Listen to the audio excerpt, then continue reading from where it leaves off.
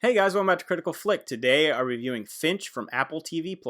So Finch tells the story of a character played by Tom Hanks, whose name is Finch, who is a scientist who's caught up in the end of the world. The world has been basically taken down by solar flares, society has crumbled, you have people living out in the wasteland that are really bad, and he's kind of just in his own little scientific bubble. He's living in where a wind turbine is so they can power his energy. He reaches out and ventures out into the city in St. Louis to try and bring supplies back for him and his dog, Goodyear, that he absolutely loves and is really cute, and it really helps the movie. And for me, I'm a dog lover, so it just checked a lot of boxes. I will say a quick spoiler real quick, because I feel like people that watch these movies want to know. The dog doesn't die in the movie, so don't worry about that if you don't want to watch it and be depressed by that. I hate that when they have a movie and it draws you in, you really care about this animal, and then it dies, and you're just like, that's really depressing and sad. Anyway, back to the plot. So Tom Hanks is trying to create a robot that can help take care of his dog and help him, and the robot's name is Jeff. Jeff is voiced by Landry Jones, who I think does a really solid job playing this character. He's so goofy and he's unlikable at the beginning because he just constantly messes up, but he's almost like Tom Hanks's kid. Like, he's helping raise him and understand what humanity means. He had to kind of cut off his development early because a storm was coming. They needed to get out of the area and head west where it's safer in San Francisco. So he's learning on the journey about what it is to be human, how it is to interact with the world around him.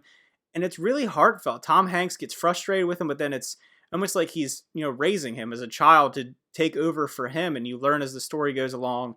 It's not really a huge spoiler because you learn about it very early, but Tom Hanks is struggling with his health, and he's really trying to have Jeff be there to take care of his dog because he loves his dog Goodyear.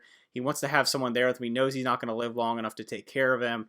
So it's really pulls at your heartstrings when you learn about the story of, how Tom Hanks got to be where he is and why he's kind of a loner, but then he has this really warm heart. And it's just, it really does hit home for me. I think especially the third act will totally pull at your heartstrings.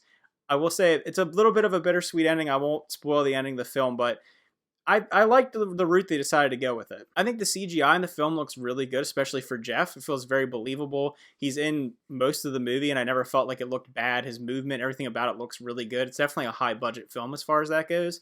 The environments also think look pretty solid. They're not like blow me away incredible, but they looked good, especially from something on a streaming service. But I think the thing that really hit home for me as far as this movie goes is the messaging, the idea of trying to make it in a world where you can't, and trying to pass on your legacy, the idea of mortality and not wasting your life and being able to just go out and do things. There's a lot of stories about how the story really focuses on how maybe Tom Hanks didn't live his life to the fullest, and he wants to, push that on to Jeff to go live and go do things, even though he's a robot. And it creates that very human connection with something that's not human, but then explaining the idea of what humanity is. And that's what good movies really do for me a lot of times, is explain what it's like to be human and to share the human experience in a way that you can't do it in a normal way.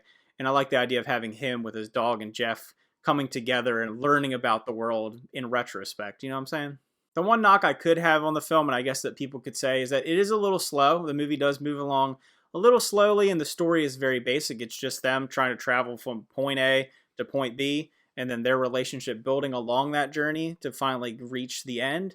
So I could see how it would be a little slow for some people. A very, very basic plot. There's not a lot in depth to it, but it does have a lot to say, in my opinion, because it is talking about, like I said, the human experience and love and transcendence beyond death and things like that. So if I were to rate Finch, I would actually give it an 8 out of 10.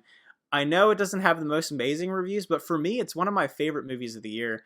I really do think Tom Hanks is one of the best actors of our generation. It's a solid film all around. I didn't understand why it didn't get a lot of press, but I really enjoyed it. So let me know what you thought about Finch if you checked it out. Maybe you didn't like it as much as I liked it. I think I probably liked it more than the average person. I like post-apocalyptic sci-fi movies. I love dogs and robots and Tom Hanks. So it really checked all the boxes for me personally. But yeah, leave those comments down below. Remember to like and subscribe. And see you guys next time.